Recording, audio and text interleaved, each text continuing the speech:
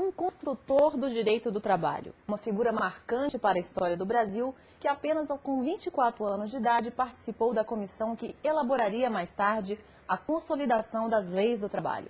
Nós estamos falando do ministro Arnaldo Susequinde, que gentilmente nos recebe para essa entrevista. Obrigada, ministro. Obrigado a você.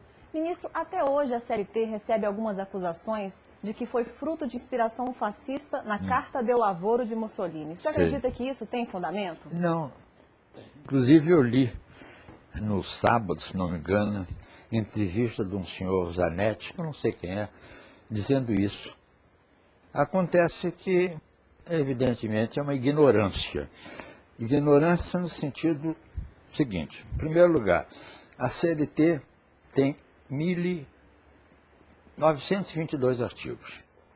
A Carta del Lavoro tem 11 princípios de direito do trabalho. Então, cópia já não podia ser, né? Não dá para copiar 11 e virar 922. Mas há mais. Que 11 princípios são esses? Desses 11 princípios, 9 são repetições de instituições jurídicas que já existiam na Inglaterra, na Alemanha, na Itália, enfim, em vários países, como por exemplo, 8 horas de trabalho, direito extraordinário, adicional extraordinário, indenização por despedida injusta, aviso prévio, e vai por aí. Quer dizer, sucessão de empregadores sem alterar o contrato de trabalho, nada disso é fascista. Tudo isso foi repetido, incluído na Carta del Lavoro. Bom, agora eu falei em 9 dos 11. E os outros dois? Os outros dois, em primeiro lugar, um é o fato de lá ter previsto uma magistratura del Lavoro. E aqui foi feita a Justiça do Trabalho. Mas a primeira Justiça do Trabalho é de 1906 na Nova Zelândia. Depois vem logo em seguida na Austrália, ou primeiro na Austrália, depois na Nova Zelândia. O México, em 1917, criou a Justiça do Trabalho. De maneira que não tem nada que a Justiça do Trabalho está previsto lá, mas está previsto em muito lugar. E, finalmente, a principal acusação é que há um dispositivo sobre direito sindical que institui a unidade sindical compulsória. Quer dizer, é obrigado a ter um sindicato só por categoria. Realmente a Carta del Lavoro diz isso, e a legislação do trabalho de 1939, que foi aproveitada na CLT, também disse isso. Acontece que 10 anos antes, a Carta del Lavoro é de 1927. 10 anos antes, então em 1917, a União Soviética instituiu a unidade sindical compulsória. Então, dizia inspiração nazifascista, inspiração soviética, não é nenhuma coisa nem outra. É um princípio de direito sindical, bom ou mau, unidade sindical ou pluralidade sindical. Eu, desde 1960, que eu já defendo a alteração da legislação trabalhista brasileira na parte sindical, para consagrar a liberdade sindical no seu tríplice aspecto: individual, que já existe, ninguém é obrigado a ser sindicalizado; coletivo, no sentido de que cada grupo de atividades idênticas, similares ou conexas, tem o direito de fazer o seu sindicato, ainda que exista um outro; e, finalmente, a parte de autonomia sindical, no sentido de que, dentro de um parâmetro razoável, admitido inclusive pelo direito internacional, a liberdade, a autonomia do sindicato de se organizar. O senhor acredita que essas críticas... De maneira que é uma ignorância, desculpe eu chamar alguém de ignorante, dizer isso. Claro. O senhor acredita que essas críticas são uma forma de tentar desmoralizar a legislação do trabalho brasileira? Mas é claro. A primeira crítica, é gozado que aí é um paradoxo. A primeira crítica nesse sentido, logo sobre a CLT, foi dos comunistas. Porque os comunistas entenderam que aquela legislação de trabalho ia dificultar a expansão do comunismo no Brasil. E começaram a acusar de Carta del Lavoro, que não tem nada. Mas hoje os comunistas defendem a CLT. Hoje os comunistas defendem os direitos trabalhistas que estão lá. E alguns empregadores, alguns neoliberais, é que passaram a usar esse argumento contra a CLT. Então, o senhor acredita que não tem nenhuma semelhança assim, com relação ao direito coletivo, ao próprio direito individual, entre a CLT e a Carta del Lavoro? O senhor vê alguma semelhança? tem apenas na unidade sindical compulsória, mas que vem desde 10 anos antes na União Soviética. A unidade sindical compulsória tem um só sindicato para cada categoria, não podendo ter um segundo. Isso é que se chama unidade sindical. Ela é compulsória no Brasil, como foi compulsória na Itália, como foi compulsória na Rússia, como é compulsória em alguns países, não é apenas no Brasil. A meu ver, quando o Getúlio estabeleceu isso, fez acertadamente. Porque quando o Getúlio criou a parte sindical, legislou sobre a matéria, o Brasil ainda era um país... Hoje ainda é desigualmente desenvolvido, mas era muito menos desenvolvido e não havia os meios de comunicação que hoje existem, de maneira que seria interessante para fortalecer os sindicatos que houvesse apenas um sindicato por categoria. Agora, desde 1960, como eu disse há pouco, eu defendo que nós já podemos passar para a liberdade sindical, não para impor a pluralidade, mas quando a categoria quiser, ela pode ter um segundo sindicato, um terceiro sindicato. Certo. E o que o senhor acha, falando um pouco também então do movimento sindical, o que o senhor acha da intervenção do Estado no movimento sindical? Não, a intervenção do Estado no movimento sindical, felizmente, está cada vez mais atenuado. Já houve uma intervenção muito mais forte, né? Mas hoje a Constituição de 88 não permite um certo grau de intervenção que já tinha havido no passado. Certo. Com relação ao movimento sindical também, o senhor acredita que serve mais para o Brasil? A unicidade sindical ou o pluralismo sindical, assim como é defendido na Organização Internacional do Trabalho, na OIT? Não, a OIT defende a liberdade sindical, portanto, com pluralidade sindical. Certo. Agora, a pluralidade sindical não pode ser, a unidade sindical não pode ser imposta.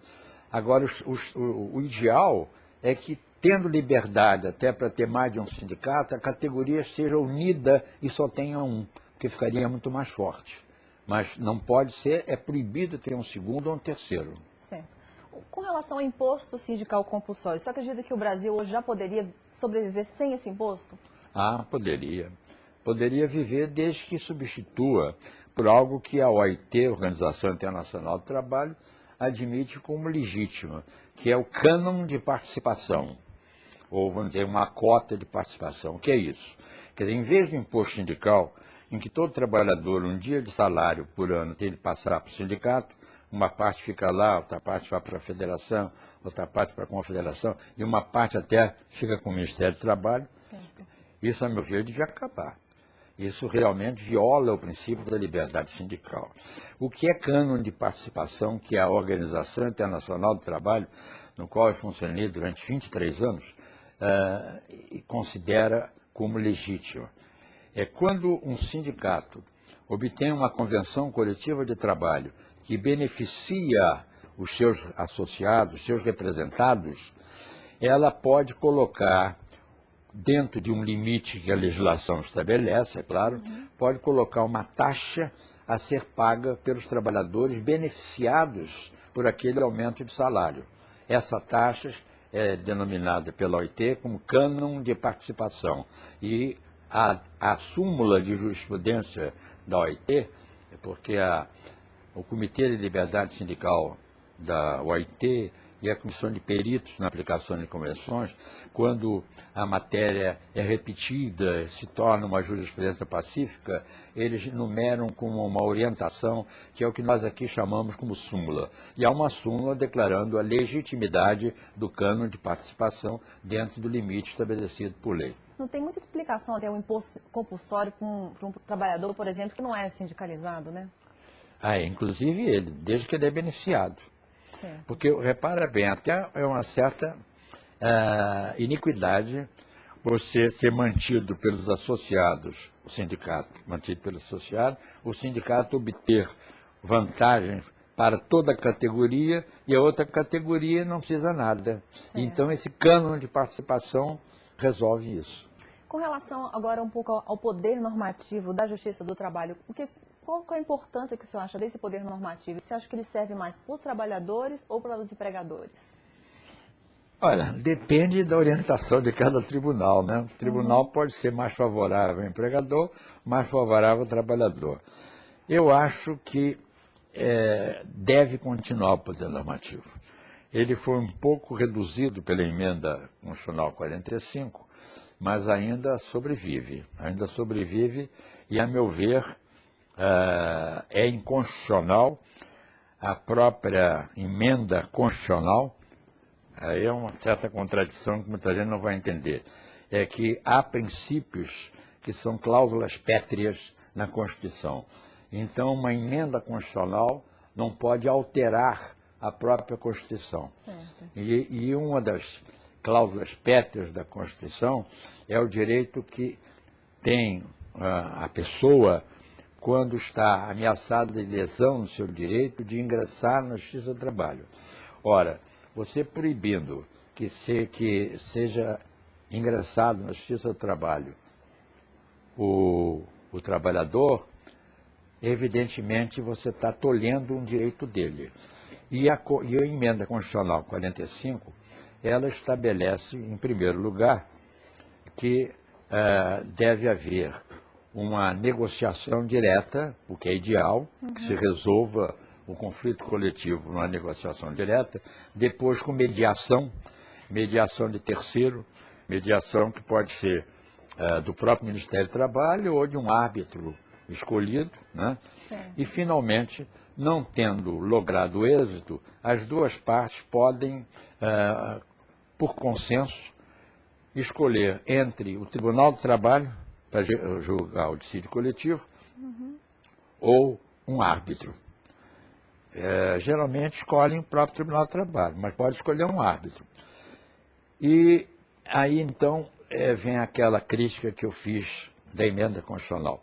Mas ela declara que só é possível fazer o dissídio coletivo sem a autorização das duas partes pelo Ministério Público quando o conflito estiver gerando greve com prejuízo da comunidade, etc.